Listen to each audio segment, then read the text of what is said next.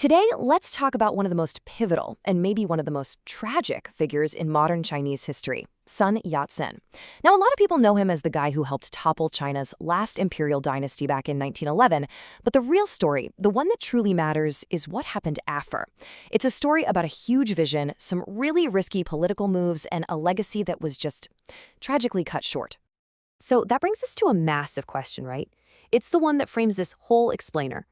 How did the death of this one man create a power vacuum so big that it led directly to decades of conflict and, really, shaped the China we know today? All right, so here's how we're going to break this down. First, we'll look at the absolute crisis China was in after its last emperor fell. Then we'll get into Sun's big solution. Third, the kind of crazy alliance he put together to make it happen. And finally, we'll look at the chaotic legacy he left behind. Let's start with the problem. Okay, so picture this. It's 1912. China's ancient imperial dynasty has crumbled. Officially, the country is now a republic. But this was a republic in name only.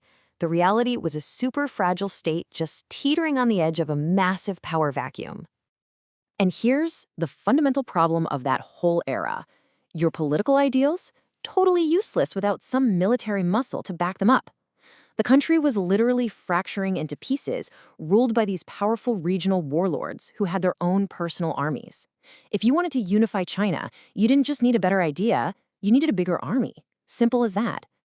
And this slide just perfectly captures the dilemma. On one side, you've got Sun Yat-sen. He's got the political party, the Kuomintang, or GMD, and he's got a clear vision. What he doesn't have is an army. Then on the other side, you have Yuan Shikai. He's a military strongman with a massive army, but no real political party, no grand vision.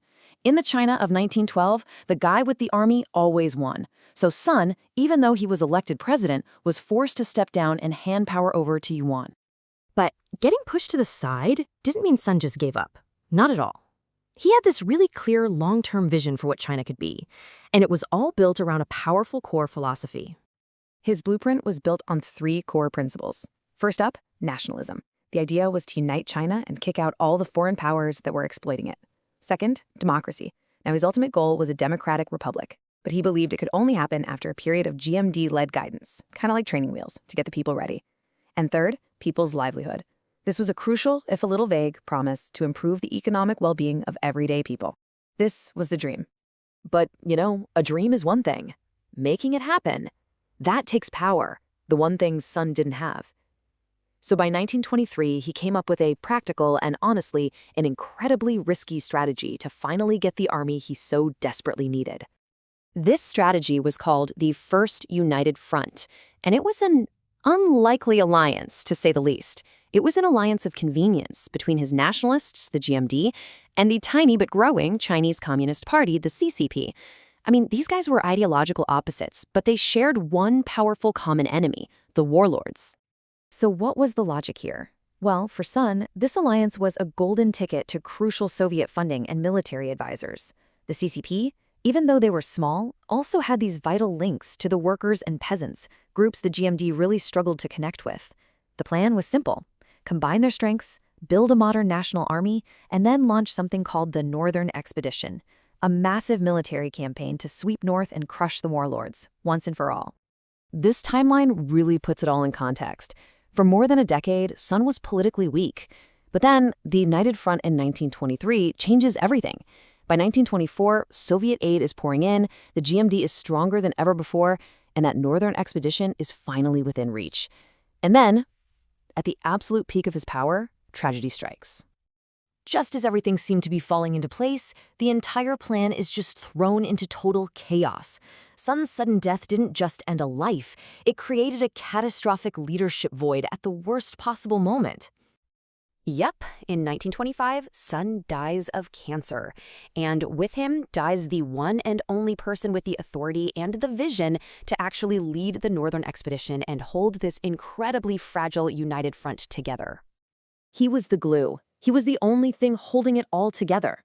Without him, that deep ideological mistrust between the nationalists and the communists just bubbled right up to the surface.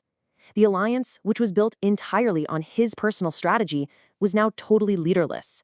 This didn't just spark a fight for who would be the next leader, it set the stage for a bitter, violent struggle for the future of China itself. And it's so important to remember the original goal. This alliance was created for one reason and one reason only: to unite China against the warlords. But with Sun gone, the two partners started to look at each other as the real threat. The mission was forgotten, and a new, way more dangerous conflict started to brew. Which leaves us with this final, really critical question.